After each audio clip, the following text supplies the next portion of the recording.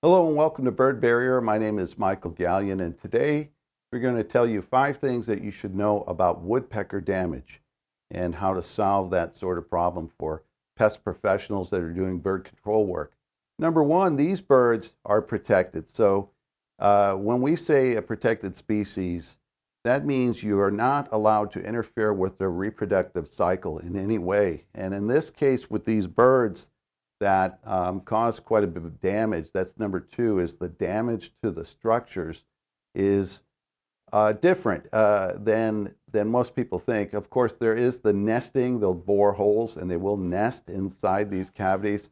Sometimes they're going after food and insects. Sometimes they are just creating holes in a strategy overall, but they may not have nested in the hole yet. Number 3 is that either way, you want to let the birds that are born in there fledge. That means that they grow their strength enough to where they fly out and they're no longer using that cavity in any way. At that point, you can begin a treatment plan.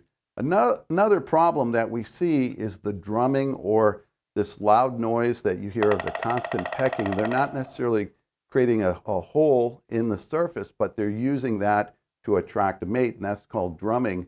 And it's a very normal behavior, but requires a different approach. And that's what leads us to number 5, the solutions available. I'm going to actually show you a couple quick tips on solving these. I have here an example that we use for training on the woodpecker problems. Up here in the upper left here, we see a classic example of the hole, and then they get inside here. Once they have abandoned the site, you do remove all the nesting material to the best of your ability to get everything out of there.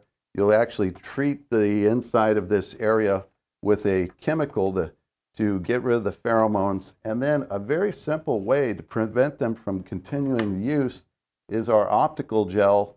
It's a high pressure multisensory deterrent.